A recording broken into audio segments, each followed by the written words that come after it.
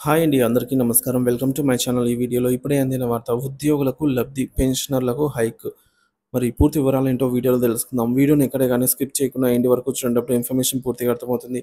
Video చూస్తున్న ప్రతి ఒక్కరు వీడియోకి లైక్ చేయండి ఫ్రెండ్స్. ఈ వీడియోని తోటి ఉద్యోగ పెన్షన్ మిత్రులతో అయితే షేర్ చేయండి. కొత్తగా మన ఛానల్ చూస్తున్నవారు ఇంకా ఎవరైనా సబ్స్క్రైబ్ చేసుకున్నట్లయితే వెంటనే మన ఛానల్ అయితే సబ్స్క్రైబ్ చేసుకోండి. దీని ద్వారా నేను చేసే లేటెస్ట్ వీడియోస్ అన్నీ మీ వరకు రీచ్ అవుతాయి. ఇక ఆలస్యం చేయకుండా వివరాల్లోకి అయితే వెళ్ళిపోదాము.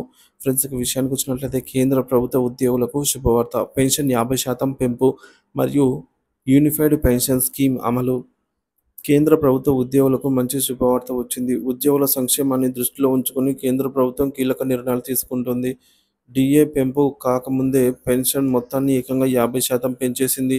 ఈ పెరిగిన పెన్షన్ ఈ ఏడాది ఏప్రిల్ నెల నుంచి అమల్లోకి రానుంది. పెన్షన్ 50% పెంపు ఏప్రిల్ నుంచి అమలు. డిఏ పెంపు కాకముందే పెన్షన్ మొత్తాన్ని 50% పెంపు ఏప్రిల్ 2024 నుంచి పెరిగిన మొత్తం ఉద్యోగులకు అందుబాటులోకి వస్తుంది. పదవీ విరమణ చేసిన ఉద్యోగులకు పెన్షన్ మెరుగుపరిచే నిర్ణయం. కుటుంబ పెన్షన్ సౌకర్యం, పెన్షన్ గ్యారంటీతో కేంద్ర ప్రభుత్వం కీలక మార్పులు. యూపీఎస్ యూనిఫైడ్ పెన్షన్ స్కీమ్ ప్రత్యామ్నాయం. కేంద్ర ప్రభుత్వం కొత్తగా యూనిఫైడ్ పెన్షన్ స్కీమ్ ప్రవేశపెట్టింది. ఇది నేషనల్ పెన్షన్ సిస్టమ్కు ప్రత్యామ్నాయంగా అమల్లోకి రానుంది.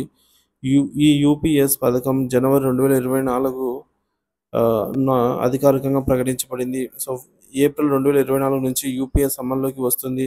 ఇప్పటికే ఎన్పీఎస్ కింద ఉన్న ప్రభుత్వ ఉద్యోగులకు మాత్రము ఈ పథకం వర్తింపు. ఉద్యోగులకు ఎన్పీఎస్ లేదా యూపీఎస్లో ఏదానైనా ఎంచుకునే అవకాశం ఉంటుంది.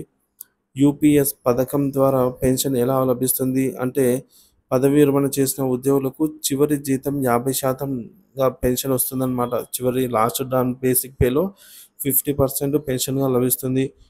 గత సంవత్సరం పాటు ప్రాథమిక జీతం ఆధారంగా పెన్షన్ లెక్కింపు అయితే చేస్తారు. కనీసం ఉద్యోగి 25 సంవత్సరాలు పనిచేసి ఉంటే పెన్షన్ లభ్యం.